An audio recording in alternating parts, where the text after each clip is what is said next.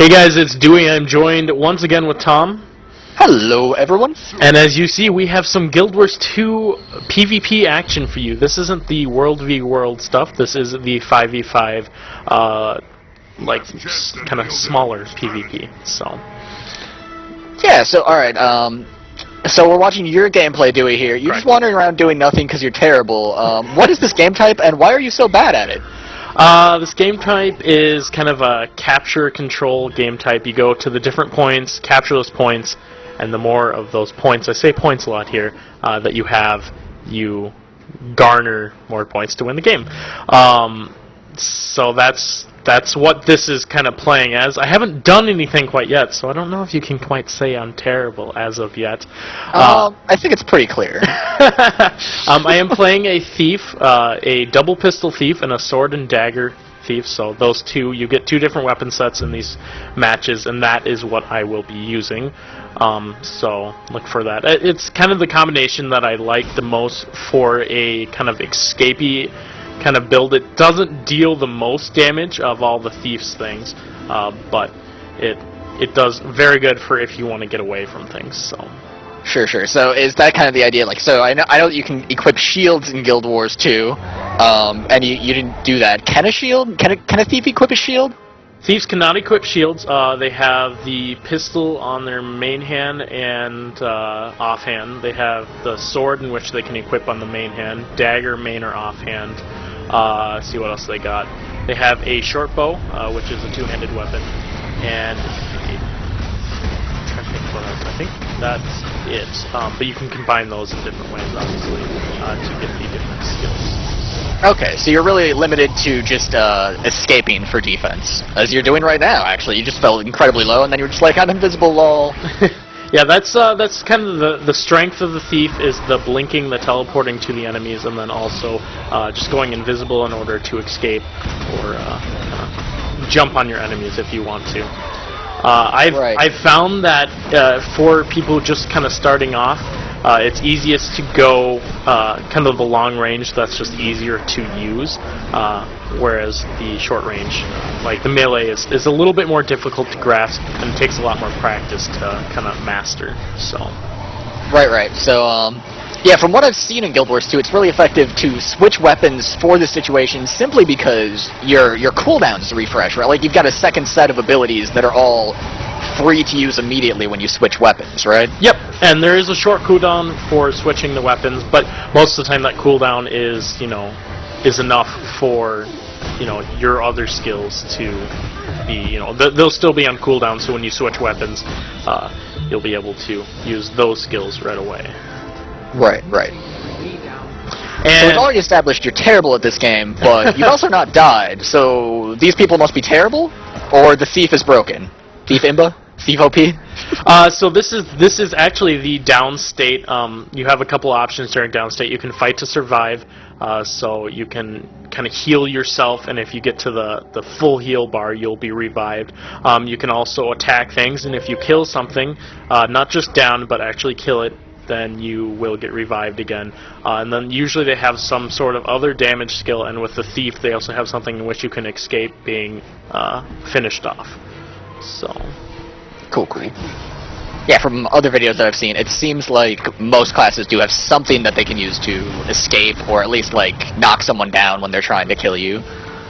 And I have definitely found that the most obnoxious class to play against in PvP was the Mesmer. Just with all the illusions and everything, pretty much I found if you take your eye off of the Mesmer for a second, that illusion, they'll switch places or something like that, and it'll just cause lots of mayhem and not fun.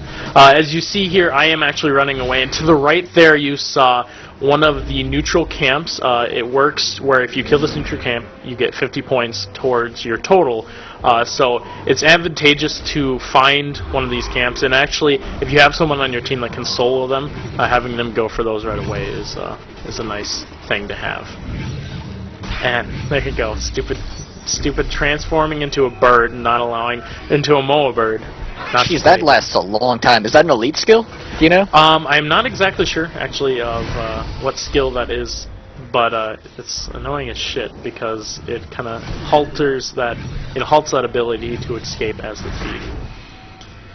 So because I know, like, the PvP, you really need to focus on what you're doing exactly and what your situation presents yourself to. If you are overwhelmed, it's better to go and try to cap or maybe even distract the enemies long enough for your allies to cap other points. So you need to be careful on when you choose to engage and not to engage. And you notice a lot here of when I'm being chased by two enemies, I'm like, okay, hey, I've had enough of this. I don't want to kind of deal with two of these guys at once. I know that I probably will not win that fight. So I back away until I have a little bit of support from my friends. Sure. Oh, so you just had a combo attack there. You weren't shooting anything, but it was cool looking. So you can get different combo attacks from your classes. You can actually combo with yourself as well. The 4 slot there, it actually shoots out a kind of puff of smoke around you, and you can shoot through that to combo the different skills in that. So that can be useful. And to see, so smoke, does that cause blinding? Yep, that will cause blindness, which blindness causes the enemy to miss on their next attack. So Cool. It's not like the original Guild Wars in which blindness would last for 6 seconds and it's like a 95% chance to miss. It's simply your next attack will Blind fail. OP. So I come into this situation knowing there's not going to be a lot I'm going to be able to do about this point.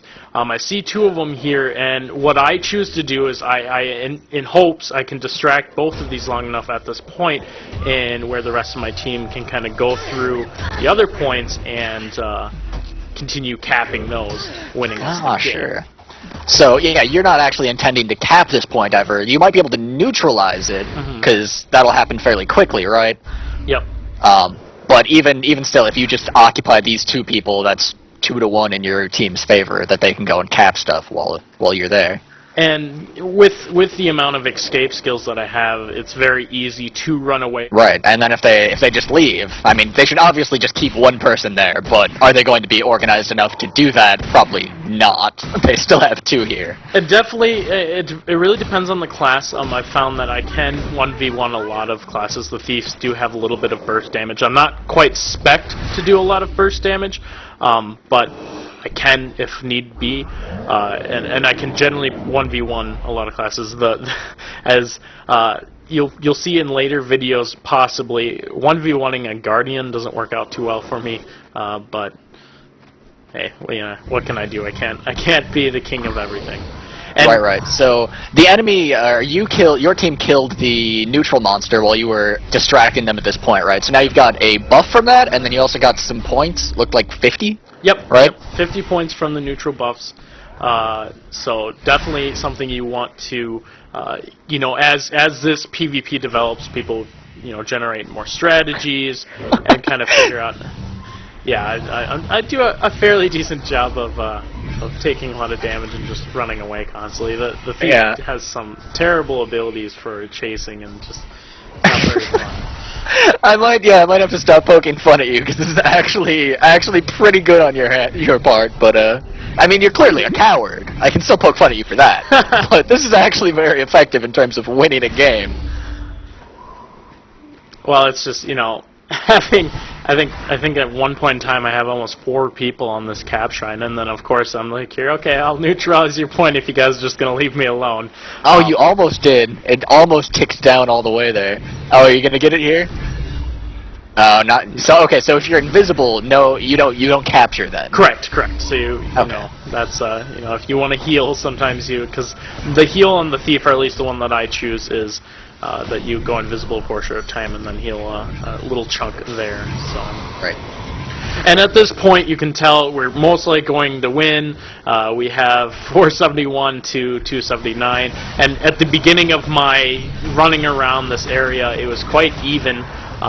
But being able to distract that many people allowed for my team to take advantage of that, which they did. And it definitely helped out in winning the game. It's not over completely, but at this point, it pretty much is. Yeah. So even if you hold 1 point, you still keep getting points, right? Correct. it's not you need to own the majority in order to continue getting the points. It's just so long as you own a point, you will get some. So I don't do the best. 35 points, not the best score on there, but you know, you kind of reward yourself for doing things that benefit your team. In the end, and you can actually continue to fight after the final scoreboard comes up. So don't be deceived by that if you, if you can't, or just continue fighting. That you've already won at that point, but just for fun. So that was the PvP for Guild Wars 2, at least one of the ones that will be available on launch. I played quite a few matches. We have some more to show you. Mostly you'll be seeing the Thief and the Guardian from us, because those were the two classes that me and Zach played over the weekend. So look forward to some more matches. Remember to like and subscribe if you haven't already for more Guild Wars 2 content, and let us know if you guys want to see some more matches.